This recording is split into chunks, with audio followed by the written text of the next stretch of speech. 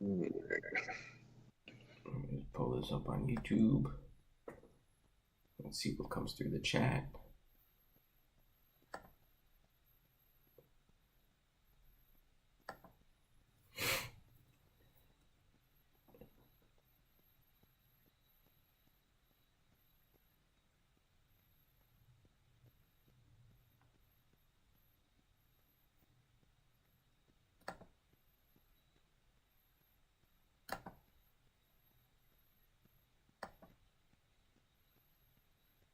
All right, so it's like it's about a 15-second delay.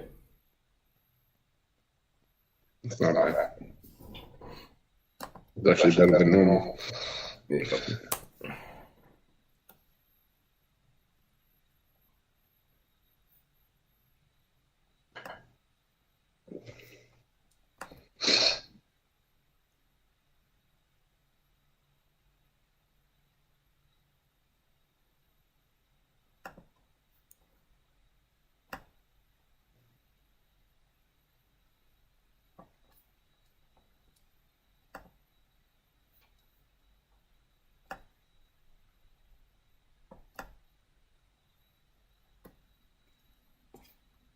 Injuries are starting to mount too. Debo's out. Brian's out. We're really going to start playing. Let's see. All right, let me share this.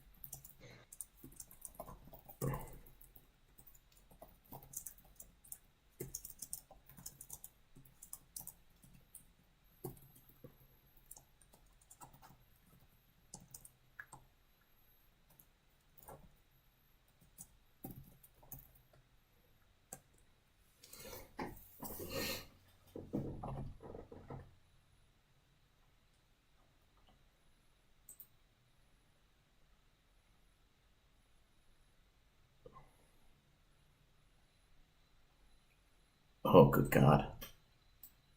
What? This Twitter question. We'll get to it whenever you're ready. I'm not ready. I shared it, so we're good. All right, cool. So welcome everybody. Week 7. We are live, continuing our live streak. To answer all of your Week 7 questions. It's been a busy week. Lots of injury news. Lots of questions, specifically with the Rams backfield. We'll get to that. We'll get to all the latest, who's in, who's out. As we brace for the 11:30 injury updates. But I guess let's kick it off, Jeff. Why don't you got a recap for us on how we did last week? Yeah, man. So if you're watching the show and you're listening to our insight, as a team, we're 9 of 12 last week, so we're 75%. So we're just going to go off of the team aspect. We don't have to go into who's better or anything. But team-wise, we're 75%. So if you're listening to us, you're more than likely doing better than you're doing worse. So congratulations. Dave might have outdone me by 1 pick. He went 5 of 6. I went 4 of 6. Because Dak Prescott, they can't tackle him in the backfield and negate a 60-yard throw to Tony Pollard. But yeah, it was still a good week for both of us, though. We were both in the positive. We both did pretty well there. Just a few little hiccups. But yeah, we're doing good so far. Let's keep following up and keep going strong as a team. That's all. So what Jeff's referencing here is our studs and duds. Sorry, I should have mentioned that. So we each week we pick at least 3 players that we think are going to be studs, which means they exceed their projections, and then 3 players that we think are going to be duds that don't reach their projections. So 4-6, Jeff. I don't remember who are your studs. Who are your ones that hit, and who are the ones that missed? So last week Coincidentally, if I'm telling you anything about running backs, that's probably the ones you don't want to go with, because those are I missed. I had Josh Jacobs outperforming his projections. He failed me a little bit. That New England defense is not good at stopping the run, and here he is. He still couldn't run it down their throat. So, and then Pollard, he got shut down all game. It just broke my heart when he broke that big catch. But besides that, he was getting shut down all game. So it was a good pick up until that one mistake. But Jacobs and Pollard, I missed. Sam Howell hit. Trevor Lawrence was lower than what he was projected to do.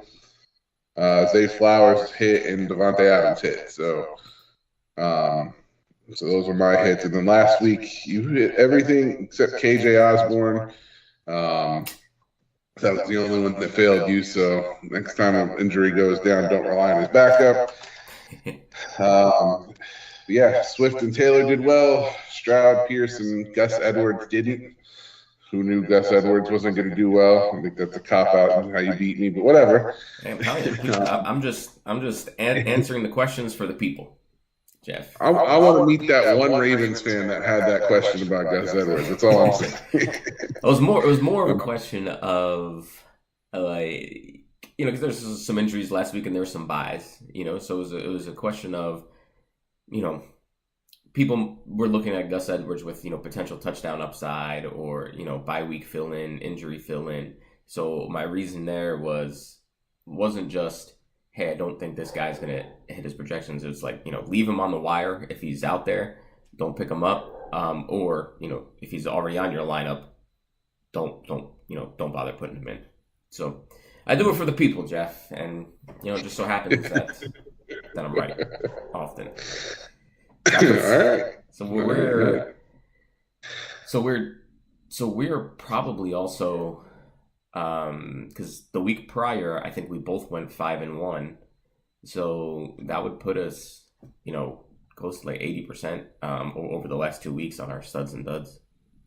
Yeah, we've been killing it lately. So a little rough of a start overall. The past couple of weeks we're definitely the right place to go to. So kudos to you, my friend. Hey, I do it for the people. So with with that being said, hey, what's up, Lamb? Good to see you. Who's on your list that we shouldn't pay attention to this week? All right, we're starting off strong. So on my stud list, I'm going to start off with Mac Jones. On the what list? Wait a minute, that's my Madden list. Hold on a second. He was doing good in Madden. My apologies. No, real life, the stud list. We're going to start off. I'm going against the grain on this one. I started him last week. I still think he's going to do, again, they're still disrespecting him. We're going to go Sam Howell from Washington. He's only projected to get a little less than 14 points, 13.97 against the Giants this week. The Giants, when I was researching it a little bit, they've been stopping a lot of good passing games. So you're thinking to yourself, Sam Howell, like the Giants are, middle of the pack against the pass. Lately, they've been doing pretty well. I don't know, man. I got a hunch on this kid. This kid's got something. I see it being a little bit of a higher scoring game. I think the Giants have to prove something on offense this week. So I think they're going to try to put up, a decent amount of points. They're not going to run the ball as much. I think they're going to try to get some going. And I think Howell's going to have to keep up. So I know it sounds crazy, but I have Howell out projecting. It's not a high score to hit. Like 14 points isn't that hard to obtain. So I'm going to go with my gut on this one. It's not really more analytics based; it's more gut based. I think Sam Howell's going to have a good day against the Giants defense. Yeah, it's not a bad. It's not a bad call. You said something that. So you're with Ron Rivera on. If you only knew that Howell was good, you would have played him more. So you and Ron Rivera both surprised that Howell's good. Yeah, I don't mind that one. Like, I think, the Giants defense isn't that great. And Howell's got the weapons. So. Yeah. Yeah, they've got a lot going for them. I think the run game will still be pretty good this week, which will open up the pass even more. So, so Howell's my quarterback this week. You want me to go through all three? Yeah, go for it. All right, running back. I know you said this team has a crap secondary and a good run defense, but I think it's the complete opposite. I'm gonna go Jerome Ford as my second start, which I know you're against. Let's just end the show here. Yeah, so the Colts defense, their run defense is not good. They're giving up like 113 yards a game. Cleveland's running almost 150 yards a game. So I mean, they're definitely. And I know Hunt had a little bit of a breaking out last week. He had some good plays, got the touchdown and such. But again, this week 7, it's more of a gut instinct for me. I see Ford. Ford's still the number 1 back there. I know everybody erupted like, oh, Kareem Hunt, you guys told us to bench him last week. Ford's still the guy. Like, they just signed Hunt off. Ford's got some talent behind him. Like, there was a reason I liked him even preseason. So that line's still solid. The Colts are in shambles. I don't see the Colts even putting up a fight in this game. I think Cleveland blows them out, actually. But they're going to run all over them, and I think Ford and Hunt aren't bad plays. I think they'll both get to eat this week, but I think Ford's going to get at least 1 touchdown, possibly 2, and over 100 yards. I think he's going to break pretty big this week. So I know you hate that. Yeah, what's his projected points? He's only projected for 10 points, so it's not terrible. So if he gets the touchdown and 40 yards, I mean, that was the other part of it too. Yeah, it's not like. I could see him putting up 15 to 20 this week. I really have him going big time against them, but 10 I don't think should be a problem. So I think he definitely goes over that. And then my receiver for the week, I'm going to go and against this good defense. Their pass defense isn't great in Tampa, but I'm going to go Drake London as my receiver this week. He's only projected to get 12 points, so not terrible there, especially in PPRs. You know, being 12 is not a lot to handle. But he his last time he played against Tampa, he got 120 yards and a touch, so he definitely did well against them last time. Last season, of course. But it's not just that; it's more of just his consistency throughout the season. His last 5 games, he's hit on his projections or higher 4 of the 5. So he's definitely coming in higher than what he's projected. And I see him continuing at this. Tampa's secondary is not exactly something to write home about. Carlton Davis isn't scaring anybody last time I checked. Winfield's like the only bright spot right now.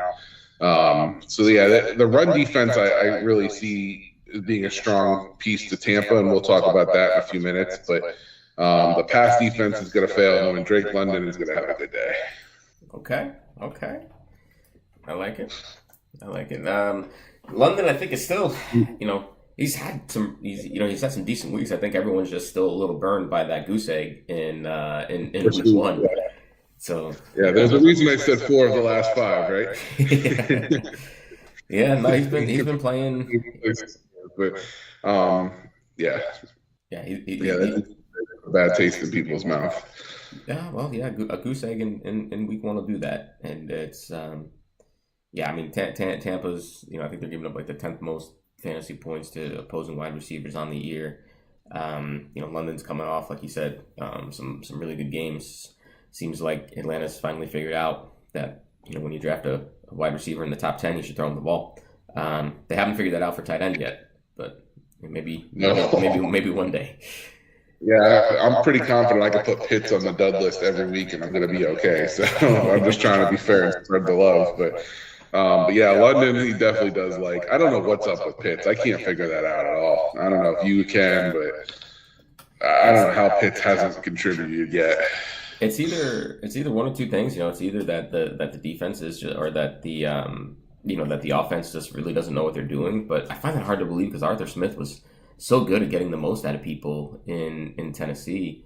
Or maybe it's another, just Evan Ingram situation where, he's just not really that good. Yeah. Who knows? Yeah, that's a rough one. Or he just slept with Desmond Ritter's wife. I don't know what it is. Could be that too. He could have pissed them off. I don't know. They just don't target him for some reason. But whatever. But yeah, those are my three studs of the week. I think those are going to be pretty solid. They're not projected to do too much, and I think they can go well over. So, what about you? How are your studs looking this week? They're looking studly. Yeah, they are looking studly. So I'm very Studley. That's terrible. I'm very wide receiver focused this week on my studs. I know you like to switch it up and go position by position, but I like to be smart and For the people. All right, so my first stud this week is a guy that we've been down on since the opening kickoff, and he's been playing well, and that's Tyler Lockett. They're going up against a miserable Arizona secondary, and he's projected for 10.7 points. DK Metcalf is questionable coming into the week, and now I know he's been questionable every week, and he's played, but he's been dealing with a rib injury, and this week they have him listed as questionable with a rib and hip injury. And that if you watched the game last week, he got injured during the game. He came back to it, but they're saying that he's not going to be he's not 100%. I don't think he practiced at all this week, which was also something new. At least he got a limited practice in on Friday. So we'll see. He puts him on. He's on. They said he's going to be a true game time decision. So either way, even if he plays, I think Lockett has a big game, because I think that he'll if he plays, he'll be a little bit hampered. So I'm gonna go Tyler Lockett, and ultimately I'm banking on DK not playing. Okay, I don't hate it. Tyler Lockett saved me a lot the last couple seasons. Like you said, we thought this year was going to be the year that he fell off, but. I don't hate it.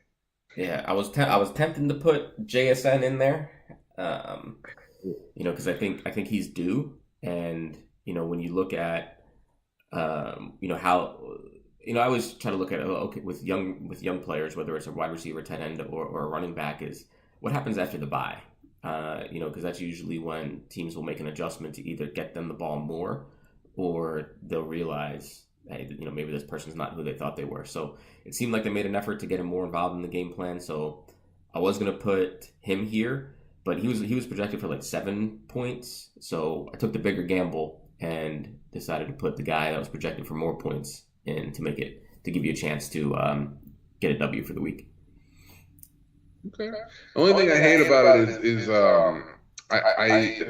Kenneth Walker was almost on my stud list this week, because Arizona, their pass defense isn't the greatest. They're giving up like 260 yards a game, but their run defense is even more atrocious. They're giving up like 130 yards rushing. And I think they take the ball out of Geno's hands a little bit this week. Because Arizona, not only are they bad against the run, but they're good against the run, or good with the run on offense. So I think it's going to be more of a low-scoring game in that one. I don't think that Geno slings it around. I think Walker gets more of it. So Lockett, it's going to be tough. If he scores, then he'll definitely go over. But if he doesn't hit that end zone, it might be a little tough. So that's a tough one. I'll go with your advice on that one, but I think it's more of a run game in that game this week. Yeah, no, that's a good call. To be concerned about the game script. So that's a fair argument. But I like to take big swings. Yeah. Like Gus Edwards. He had so many opportunities to win that game, and he just kept failing and failing. So it's like, I think now they start to say, okay, let's start running this ball a little bit more and take a little pressure off of him. But yeah, I hope so. I think it's a good game though. That's gonna be one you can't really tell who's gonna win. Seattle's projected to win, of course, but I think that's one I'll definitely watch at 4:00. I think that's gonna be a good game. Yeah, absolutely. My next two are also both wide receivers. We're about to get into some injury updates, but so I'll run through these quick. Is first one Brandon Ayuk. He's projected for 11.88. Minnesota's given up the fourth most points to opposing receivers on the year. Their secondary is Swiss cheese. Deebo Samuel is out. So that's going to open up some targets. Now, the latest on McCaffrey is that he's expected to play, which kind of sucks from this Ayuk standpoint. I was banking on maybe some checkdowns. But either way, he's nursing an injury. McCaffrey is. So McCaffrey's nursing an injury. They have their full stable of running backs available now. Elijah Mitchell's back. They kind of eased him into the game plan last week. So maybe I put McCaffrey on the dud list. That might be something to consider. We want to keep our credibility. Don't do that. I'm just saying, now that I think about it, he's hurt. They should be up in this game. They have Mitchell back, and they still have Jordan Mason. So I just don't think that he's going to see a full slate of touches. But anyway. So it's funny. My daughter's showing me her fantasy league, and she's telling me somebody's got CMC on the bench, so it's so coincidental. And I'm thinking to myself, that's crazy. But I mean, you make good points, though. I mean, they might ease him back in. They don't want to, they got playoff aspirations and Super Bowl aspirations. They're not going to rush him just to make our fantasy team better. So, And it's a game that they should beat. They should win pretty easily. So we'll see. What are you projected to get this week? 11.88. In your league, in your whatever league you come up with. Okay. And then, all right. Then my other stud, I'm going to go Devontae Adams. Now while Garoppolo's out and, Hoyer's expected to start, and Hoyer's not a good quarterback, but he is a savvy vet, and we know that because he keeps getting contracts somehow. And so I expect him to be smart enough to just pepper Devontae Adams with some, with targets. For two reasons. One, I know, Jacoby Myers is there, and Jacoby Myers might have, more of that over the middle skill set that Hoyer should probably lean into. But what we've seen so far this year is that, the squeaky wheel gets the oil. So Devontae Adams, he's come out and said that he's not happy even winning. He wants the ball more. So that's one piece. And then the second piece is the Raiders have come out and said that they're not taking calls on Devontae Adams. Which to me says they're going to look to feed him the ball, and keep him happy. So I'm going to go Devontae Adams. Okay. The only downfall I have with that is you made good points. Like Myers has been, the pass catcher and everything like that. But the thing with Brian Hoyer is he also has a chemistry, I think, a little bit with Jacoby Myers. He's already developed that chemistry with him in New England. So I don't know. I mean, Adams, I know they're not taking calls. I'm pretty sure they're taking those calls. They're just saying that just to say it. Well, that works. So I don't see Adams. Then they'll pepper him with targets to get his trade value up. So it's possible. That is possible. Yeah, like you said, though, I don't trust Hoyer. That one kind of worries me a little bit. Like he's not only has he been a journeyman, but now he's kind of over the hill a little bit. So I don't know. We'll see how that goes. But okay, Adams, what's he projected to get? 13.8, which I thought was a little bit high given the Brian Hoyer situation, but that's what I do, Jeff. It is a little. I take big swings, Jeff. Before we get into our duds, I want to address this Twitter question that came through. So feel free. You can hit me up on Twitter at DavyFootballs for all your questions. I got a couple for you. First one. In a pinch, Pat says, they just lost Richardson, Colts QB. So would you go Minshew, Tyrod, or the aforementioned Brian Hoyer? Oh, man. So I think, if I'm not mistaken, Daniel Jones is projected to. Isn't he projected to play this week? Daniel Jones, latest injury that just came out. He is officially out. Okay, start Tyrod. Like I said before, I think just gut instinct for me. I think it's going to be a little bit more of a high-scoring game in that one. Even though the Commanders, their front seven's good, their secondary's not. So I think it's going to be a good passing game. It takes it away a little bit, but Tyrod's got that mobility, so he can get away from that front seven, which is helpful. I would go Tyrod first, and if you're not sold on that one, then Minshew. Probably the order I'd go. Hoyer's last on that one. I'm not sold. I know he's going against the crap defense in the Bears, but yeah, I don't. With the Bears, unfortunately, they've got their backup quarterback going this week, so the Raiders know they don't have to put up a lot of points. So I think Jacobs gets a good dose this week, to be honest, just because they don't have to worry too much about the offense going off against them. So yeah, I go Tyrod, Minshew, then Hoyer. I had that. So I had Hoyer. I said, Hoyer has the easiest matchup and the better weapons. So again, I'm going to trust him just to pepper Adams with targets, against the Bears, who, they've allowed the second most passing touchdowns on the year.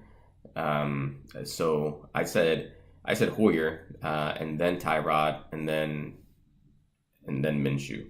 Minshew's going against Cleveland. They're the best defense, in the league. So I don't really see Gardner Minshew having very much success against them.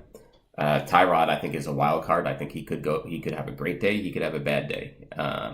It really depends on which Washington team shows up, and what their front seven does. So I think that could be, similar to Adam or to the Raiders and Taylor or Jacobs. I think you can see Tyrod and the Giants leaning on Barkley. Okay, cool, but I like it. Next up, Minshew mania, baby. Say it, Minshew mania. Hey, I'm all right with it.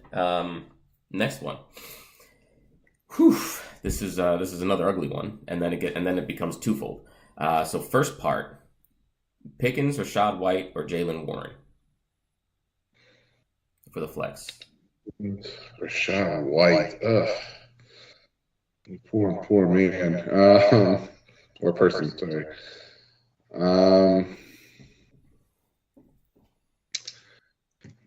I'll let you go first on that one. Give me a second to think about that. All right, so my thoughts are, so you got Warren, Warren and Pickens, they're facing, a surprisingly stout Rams defense. And, Warren, his value has really come in catching the ball out of the backfield. But the Rams are allowing the fourth fewest receptions to running backs. First of all, I don't even know who the fuck tracks that stat. Like, how the hell do you figure that out? But apparently it's a thing.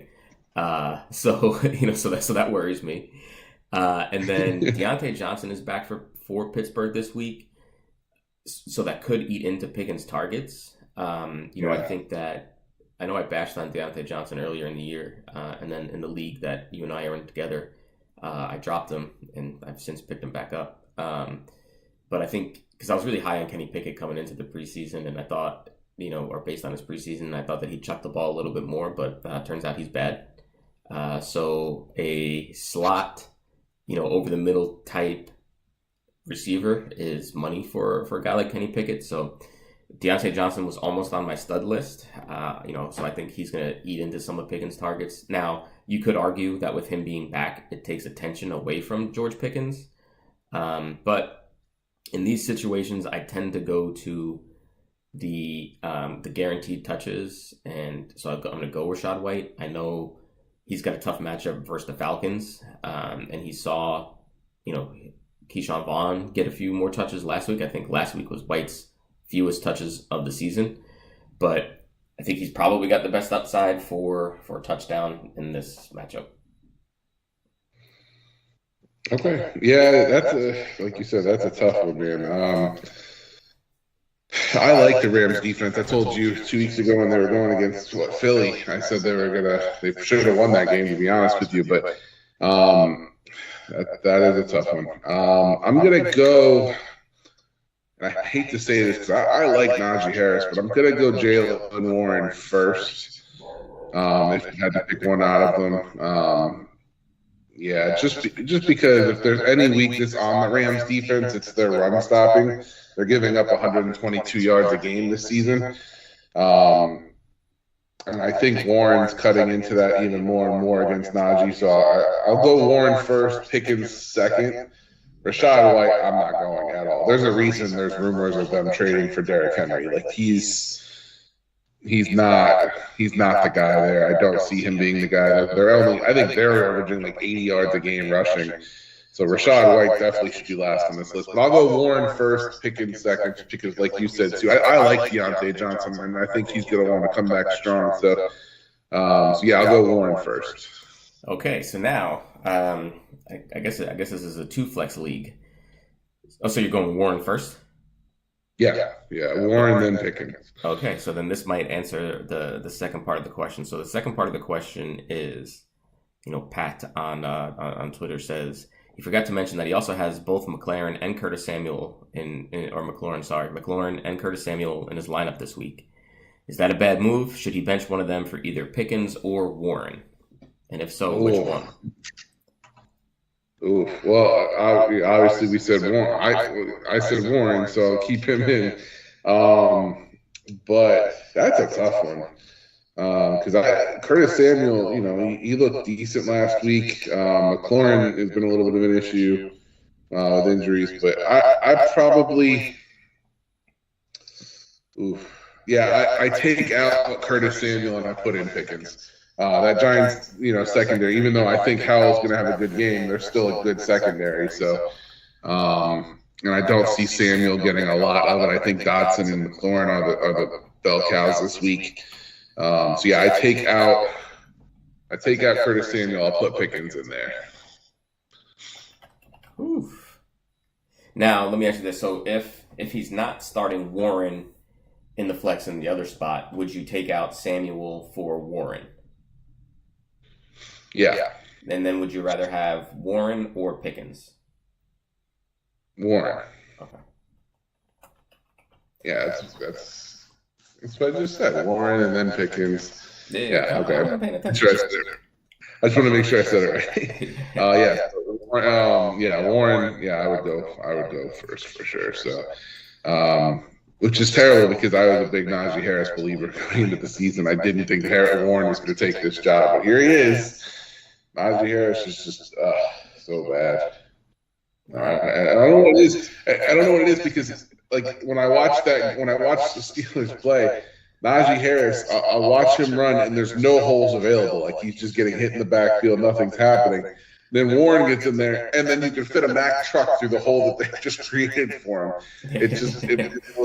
Like I don't know if he pissed off his offensive line or how that's going, but it seems night and day when both of them run. I don't know if defenses are bearing down when Harris is in, but I feel bad for the kid. He needs a new scenery, and I think he'll be better. But yeah, that's what I got going this week for those. All right. Well, who's on? Now I'll kick it over. Who's on your dud list? Dud list. All right. So my dud list is interesting. I've got quite a few high flyers on here that I'm going to tell you to sit this week. First, my quarterback, Lamar Jackson, is the guy you need to bench. He's going against Detroit, definitely one of the better defenses in the league, gritty as hell. He's projected to get 20 points. Obviously, that's based a lot off of his running game, but Detroit stops the run really, really, really well. Like, that's one of their specialties. And the other counteractiveness is the weather in that game, which is projected to be super windy this week, which is going to really affect the air game. So I think Detroit's going to focus in on that run game and stopping it, which they're really good at. And I don't think the passing game is going to be big. So 20 points to me is super high for Lamar. I don't see him getting that. I could see him more in that 13 to 15 range. And Detroit, I think, handles them pretty well. So that's one you definitely want to stay away from is Lamar. The next one, so I told you earlier that, Tampa's defense is predicated on stopping the run, not the pass. Why Drake London's a good pick. Do not start Bijan Robinson this week. You've kind of fell in love with him over the past, couple of weeks. He's kind of earned your heart. Not me yet. I'm still not sold yet. And Tampa's run defense, I went into the season thinking that their run defense would kind of drop off a little bit. It hasn't. They haven't aged yet. Their run defense is still one of the top in the league.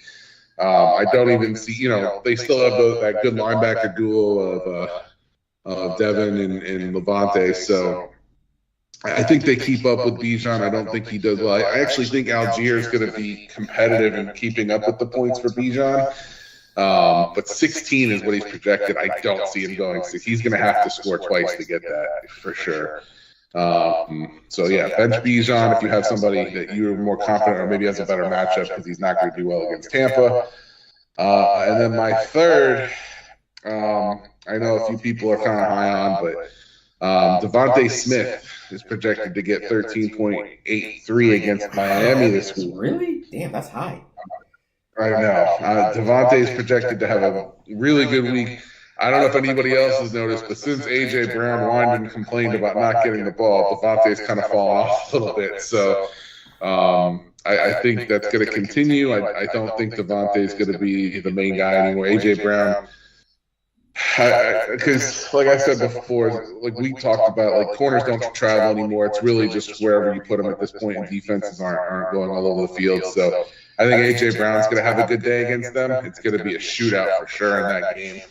But I don't think Devontae's going to be brought apart. I think it's more A.J. Brown, Dallas Goedert than it's going to be Devontae this week. So 13's pushing it.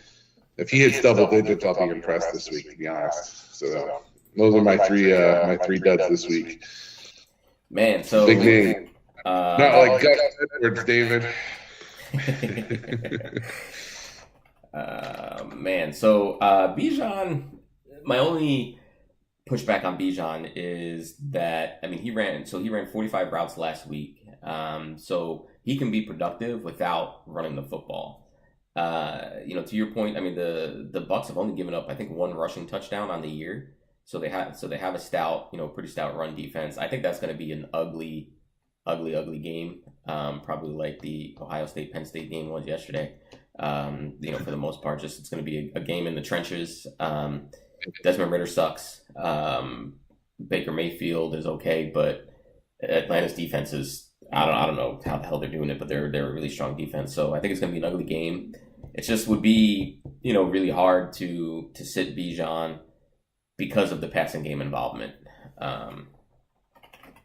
But I don't disagree, but it's a rivalry game. I really, like I said, I like the linebacking core. I think they can keep up speed wise.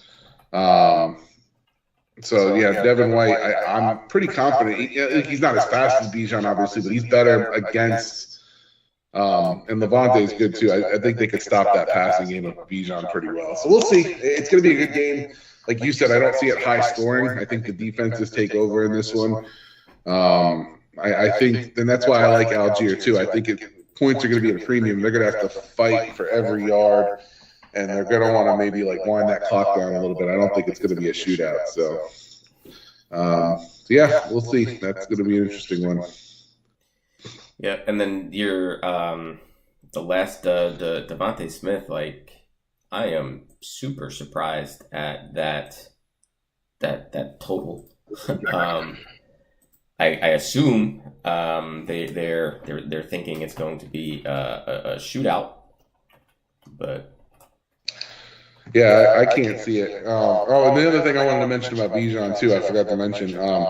He's only like, I know you like him coming out of the backfield, catching out of the backfield and everything, but his past 4 games, he's gotten 10 points. 18 was his one good game against Jacksonville, and then 11 and 13. Like he's still 16 just seemed too high for me too. That was the other part of it. I think 16 is a little bit higher than what he's been averaging. Like he started off the season well, getting 20 and 21, at least in my league. And after that, he kind of, teams kind of caught up to him a little bit. He had 2 good defenses he went against. But so that was my other thought process too, is teams are kind of catching up to his hype. But yeah, Devontae, I was shocked by that one. 13, I was like, I don't know. He's not back at Alabama. I don't see him really going against college defenses. This is going to be a good game, but Miami's defense isn't bad. Like they've got some good pieces. So yeah, they do, but I just don't. I just don't see Devontae Smith having that type of game like you said. I think it's going to be an AJ Brown, Dallas Goedert game, but even above that, I think this week Philly gets back to their roots, and I think they're going to run the ball a lot. So I think it's a big DeAndre Swift game. I think they kind of learned their lesson trying to chuck the ball 45 times versus a depleted Jets defense. So I think in that game, if you have AJ Brown, you fire him up, he's going to be just fine. But I expect a heavy dose of the run.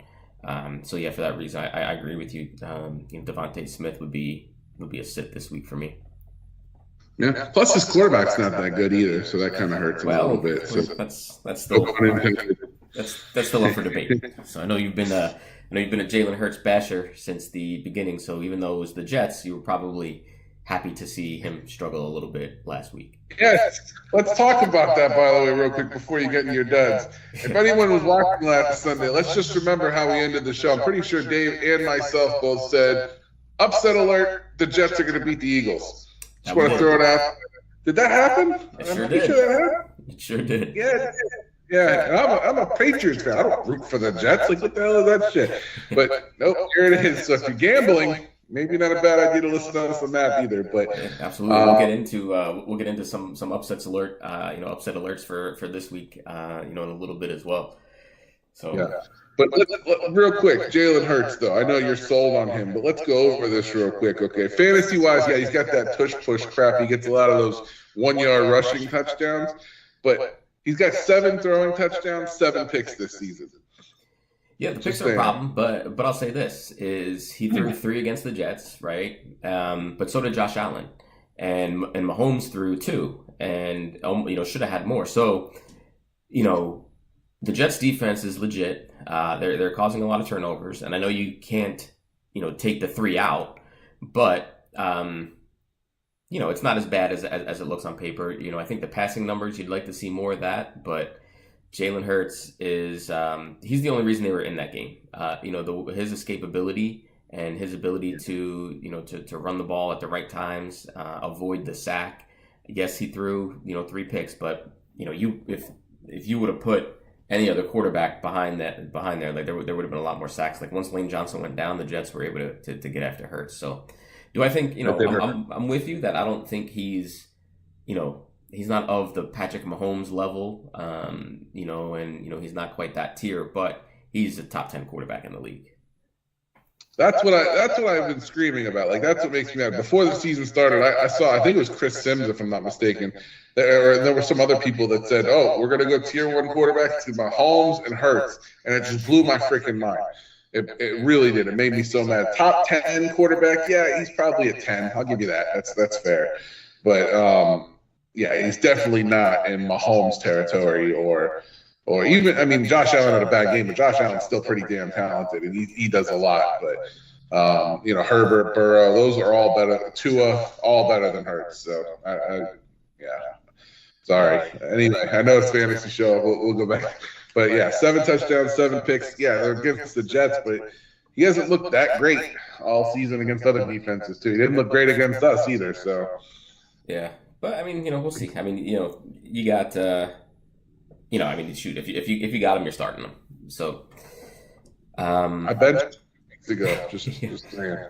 All right, so speaking of benching, I'm going to get to my duds of the week. This first one, I've been seeing him all over Twitter. People, fire him up. He's going to have a big game. And that's Christian Watson. So I just don't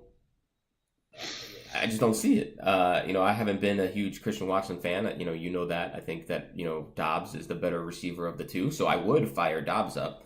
But there's one good player on the Denver Broncos defense, and that's Patrick Surtain, and he's going to be shadowing Christian Watson. Like, Watson is there on paper, wide receiver 1.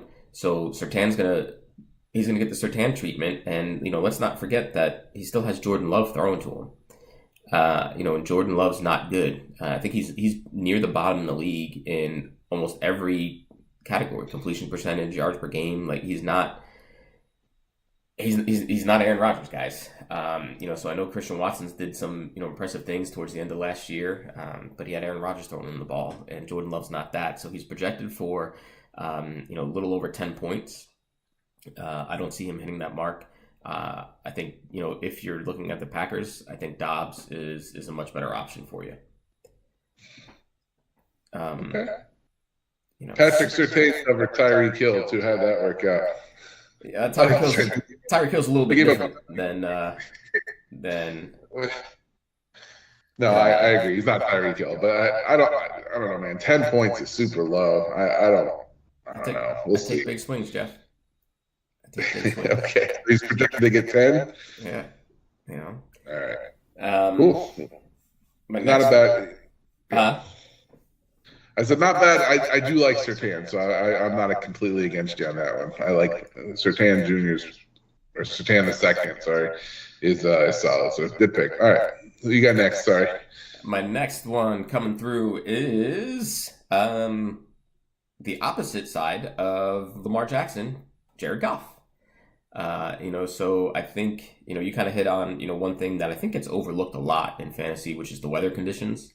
So it'd be a, tough weather out there, but also Baltimore's a really good defense. Let's not forget that. And, I just think that Goff, going back to last year, he's been a different quarterback on the road than at home.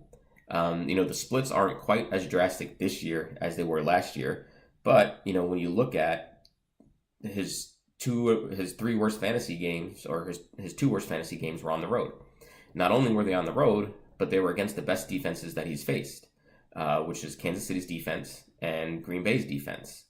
So he hasn't been great against good defenses, and he hasn't been great on the road, except for last week versus Tampa. They're on the road again. They're facing a Baltimore Ravens defense, that's given up the second fewest points to opposing quarterbacks on the year. I know he's got a ton of weapons. I have Baltimore winning this game, and I have them being able to shut down Jared Goff. I wish I had a sound queued up on the road again. That was perfect. Yeah, no, Goff is, you're right. He's definitely a better home guy than away guy for sure. That's been his MO since last season, to be honest. So yeah, I definitely like that one. I don't think and I love Goff this year. But yeah, I don't like him this week. So good call on that one. What's he projected to get? Well, it depends. So in this mutant quarterback scoring league, it's 24. Oof. Yeah, well, I don't trust those. Keep going. I'm sorry. I'll find out his projection in a real league. No, you're good. And then my last one is, I'm still very tempted to go McCaffrey, but I might change it. I was going to go Hawkinson, but I'm really tempted to go McCaffrey. McCaffrey's scheduled projected for 18 points. But it's a month. Goff is projected 15 in a normal league, just so you know. Okay. McCaffrey, let's see, he's projected 19 points. Whew, almost 20. 19.93. Shut him down. Oh man. CMC. Yep. Okay. He does have an extra day to rest up, so that worries me a little bit. But I just think that that's a game that they should be ahead in. They should air it out, and I think they'll give him a rest. Elijah Mitchell's healthy. Jordan Mason's healthy. I'm gonna go with a dud week for the fantasy cheat code, Christian McCaffrey. That's a big one. If you hit on that one, I will praise you all week next week.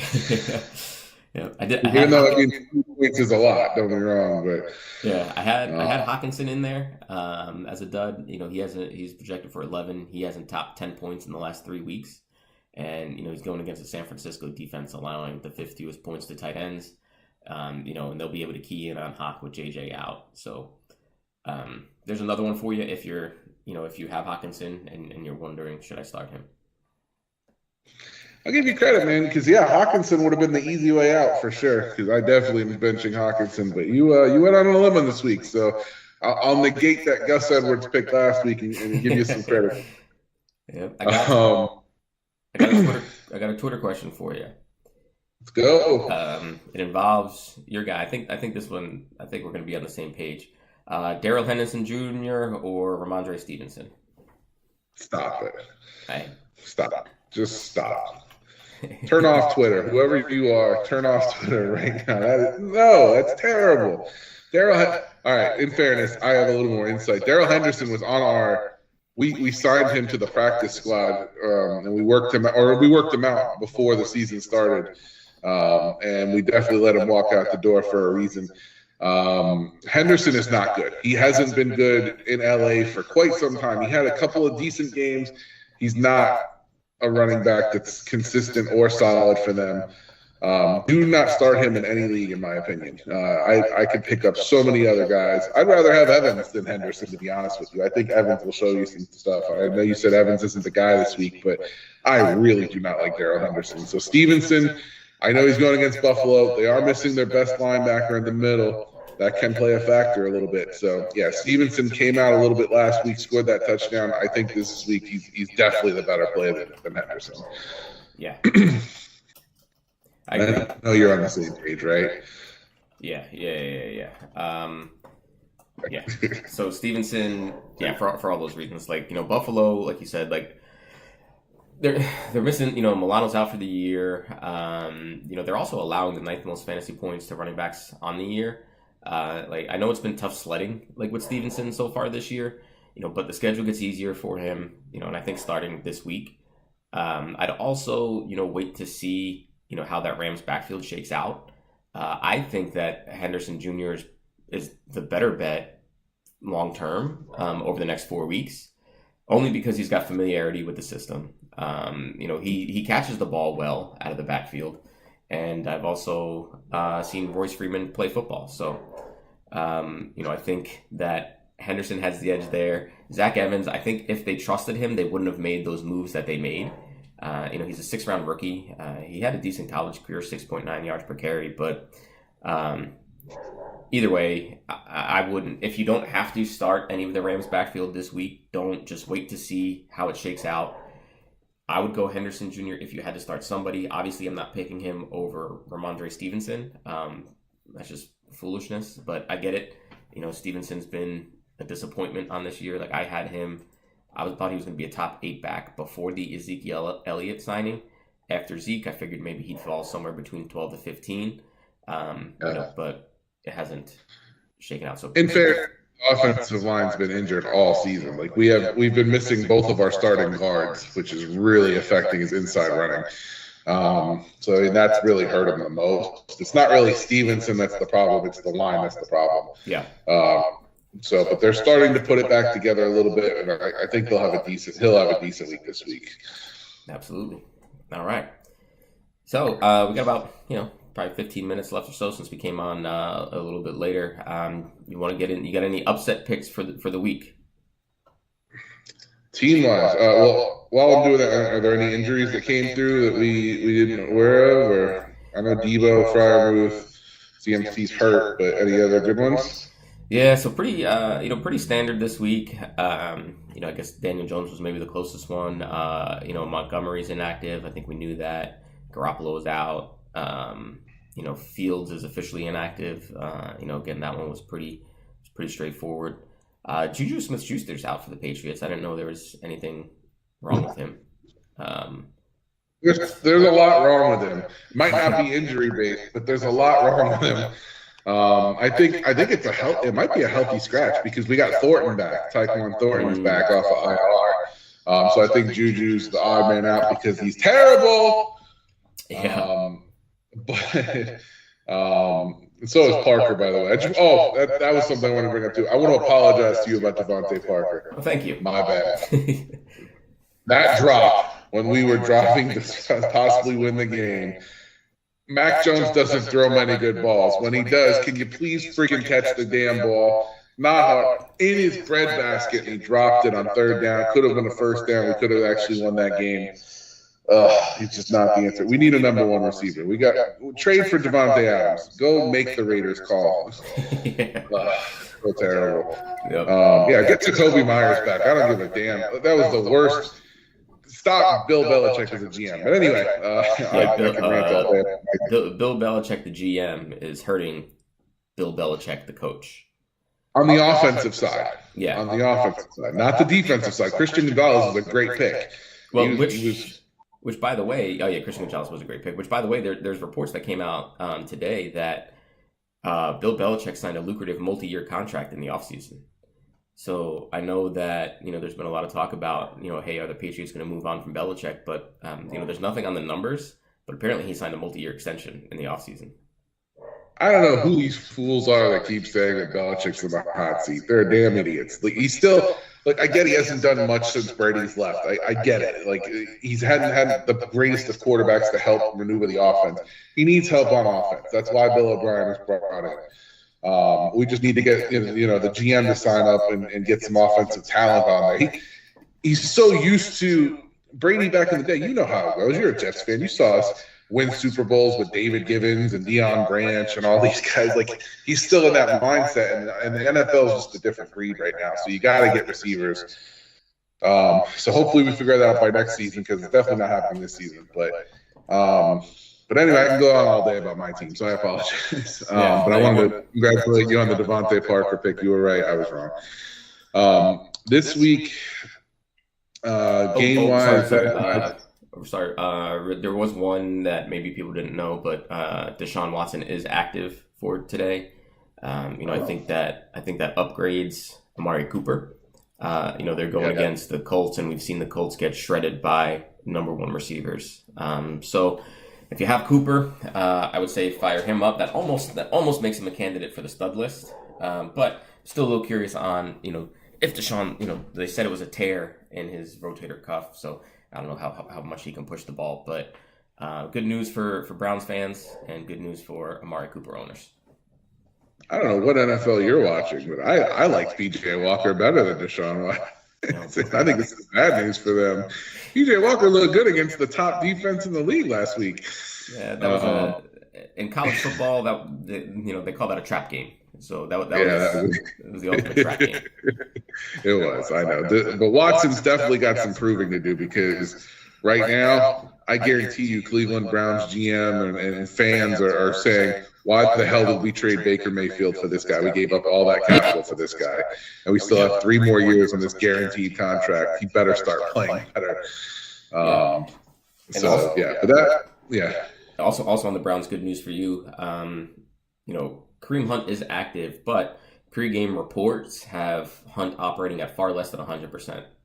So he was questionable. Yeah. So it could be that was could be a Jerome Ford game. So you might be onto something there. Look at that. I'm doing well. That's great. Good insight. So Baltimore's a favorite by 3 points against Detroit. I mean, I guess it makes sense considering they're on the road, but I still like Detroit to win that out. Just because of the defense. I like Detroit's defense. I think they'll do well, but that'll still be a good game.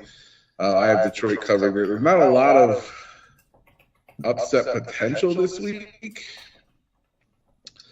Man, at the beginning of the season, I would have said I'll take the Chargers over the Chiefs, because the Chiefs are -6. But I just don't trust the Chargers anymore, man. Brandon Staley's run them into the ground defensively, and it's just breaking my heart. It really is, because I love Herbert so much. But other than that, I really don't have any upsets this week that I'm seeing. Yeah, well, so I think the two probably closest games that people are most interested in are the Ravens and the Lions, and then the Chiefs then the Dolphins Eagles. So Ravens Lions, I'm gonna roll with the Ravens on that one. For the Jared Goff reasons we talked earlier. And the Lions, I know they're a great story, but outside of the Chiefs, which they did win, they haven't faced a bunch of great teams. So I'm gonna go there, and then Dolphins Eagles.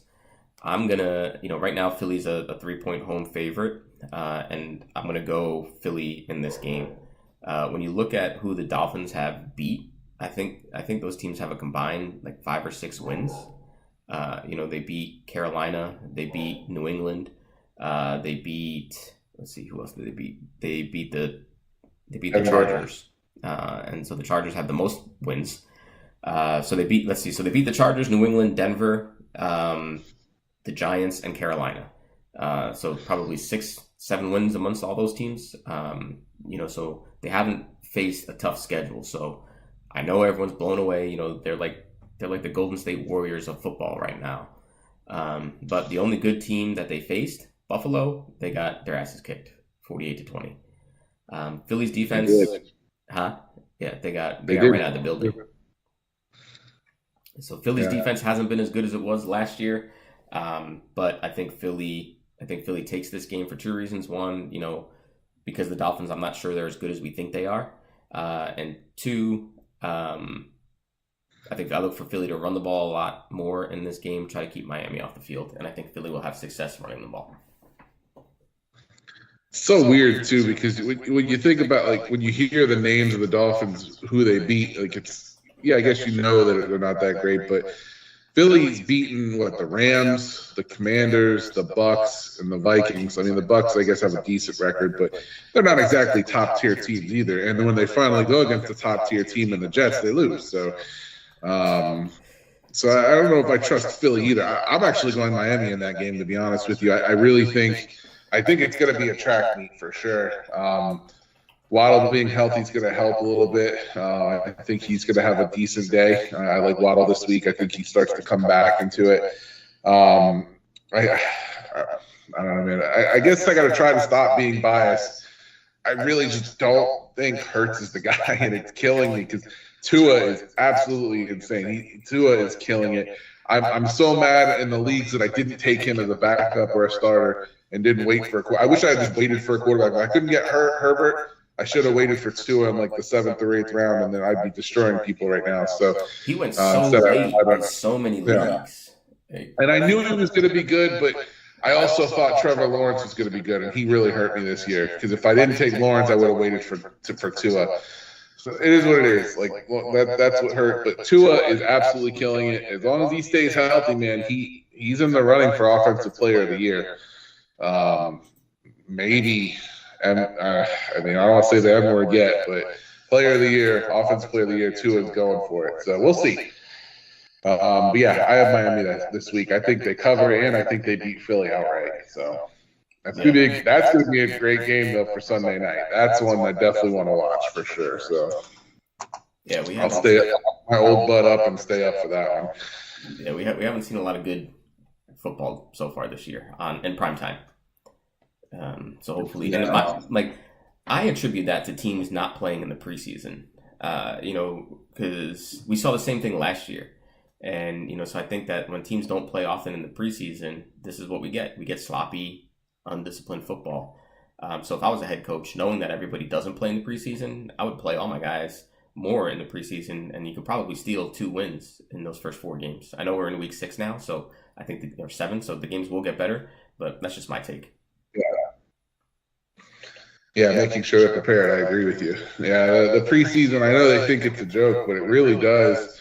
You could see in some of these players, like I said, Jacobs, I think will eventually come out of it, but not having any preseason reps and not, going with the team right away, that's affecting him. He was the leading rusher last year. That's not a coincidence. So, because nothing's really changed with that team. The line's still the same. I mean, the quarterback changed a little bit, but Derek Carr to Jimmy Garoppolo is no real change. And the same coaching staff. I agree with you 100%. I think preseason's more valuable than people think. I agree. If there was one upset that I would look at, I don't know if they win, but I think the Cardinals can come. They're like Seattle is 9-point favorites versus Arizona. I think Arizona can close that gap. I agree. That was the one I was going to say. They'll cover for sure. I don't think they'll win it, but I think they'll cover.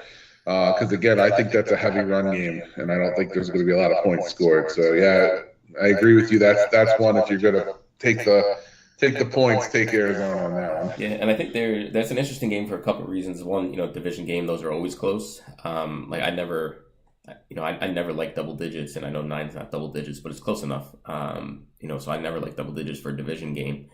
And, Arizona's been scrappy. And then from a mental standpoint, Dobbs is fighting for, I don't want to say his job because when what's-his-face comes back, Murray, they're going to start him. But he's fighting to prove that he deserves to be in the NFL. And what I'm really curious to see is we've heard countless times how much of a jerk Murray is. So I'm curious to see if the team plays harder, knowing that this could be Dobbs' last game, to show that they like Dobbs. and they'd rather play for Dobbs. So I think there could be some of that, motivation going into this game. It's so weird when we agree so much. I'm not gonna lie, it's kind of spooking me out. Maybe it's a Halloween thing, and I'm just getting freaked out by it. I don't know what it is, but I gotta agree with you, man.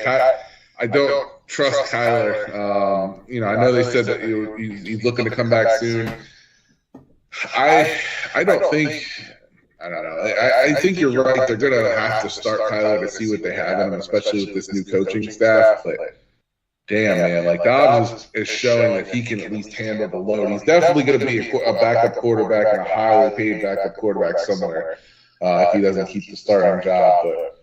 But it's just tough, and there's only 32 of those starting jobs available, and not many teams either need a quarterback at this point because they have a star or they have an up-and-coming kid that they are trusting. So if Dobbs leaves, where does he go? Like, where do you put him at that point? Like, there's no – you can go back to Tennessee, I guess. They have 3 quarterbacks that don't even equal 1. So,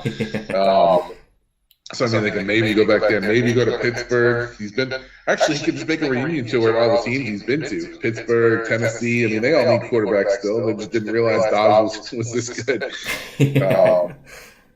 But yeah, I feel for him because he's not probably going to have a starting job in the future, but definitely a great backup quarterback. So yeah, he's played well. I think he can carve out a role for himself, like a Tyrod Taylor or Gardner Minshew, who not necessarily guys that you don't want starting more than like 4 or 5 games for you, but if they have to start 4 or 5 games, they can come in and at least go 2-2. Yeah. If you know you can right the ship a little bit and keep you in the standings, that's a good thing to have. Completely agree. Yep. One injury note: Aaron Jones is expected to play. I think that game kicks off a little bit later, 1:25, which is a very weird time. 1:25? No, 4:25. 4:25. Oh, for whatever reason, Yahoo's got me on Pacific time. Yeah, because I see here 10. So that's a 4:00 game. Obviously we won't be live, but Aaron Jones expected to play from his hamstring injury. It's good news. So he says he's playing, but I think he said the same thing 2 weeks ago, and he had to come out of the game. But I would fire him up if he's on my lineup. Yeah, he's a scary one. Like, you never know what's going to happen with him. Yeah. With injury wise, he's tough. So we'll see. But that's a good defense to start your game, start your way back in for sure. So yeah. All right, and so you're gonna take the Chiefs over the Chargers. Man, I really want to take San Diego. I want to take the Chargers so bad. Let's do it. We did this last week. We said Philly was going to win. We switched our minds. We said the Jets are going to win. We did this together. We're a team, Chargers, David Brennan. We're going to do this. Let's go Chargers. Let's go Chargers. Chiefs lose, Chargers win. Book it. I'm with it. Write it down. All right. Oh man, if we hit this one, we're going to Vegas next week. Not for the Raiders. Obviously, they're still going to lose, but but yeah, big time, man. I'm excited. But good luck. You guys are off this week, if I'm not mistaken, right? Yep. Jets are off. Yeah, we're on a bye this week. And then we come back and we play the Giants. So should be 4-3. All right, man. Well, enjoy your Sunday. I'm gonna go be miserable and watch Josh Allen carve us up. I hope so. Because he usually does, unfortunately. That's a good start, actually. I didn't put him in there, but Josh Allen's always a good start against us. He always dices us up. It's pathetic, actually, to be honest. So yeah, we'll see. And Diggs, I know you said don't bench or bench Diggs, don't bench Diggs. He's going to do good too. Yeah, no, absolutely. Anyway. I think in years past, as recent as last year, you might you might look at sitting some stud players against the Patriots, but that's just not the same defense. Not against Buffalo. Some defense, like I said, Tyreek Hill early on. I mean, we could still stop. We stopped Devontae Adams last week without Matthew Judon, so we were still a good defense last week. But Buffalo's got our number. They dice us up every single time. Josh Allen we can't get to him, and he just hits us with that deep ball constantly. So any Bills that you have in the receiving core, Gabe Davis, Stephen Diggs, I definitely make sure they're playing this week. So. Cool. But, Well, all right, all right, folks. man. You heard it here first. Chargers for the W and Arizona to cover. Feel free to tune in next week. Add us on Twitter. For any questions that you guys have, we're here for you. If you win big on those bets, feel free to send us some of those proceeds too. We're just throwing it out there. Yeah, and if you lose, that's on you. Yeah, that's all you. Yeah. All right, man. I'll see you next week. See you.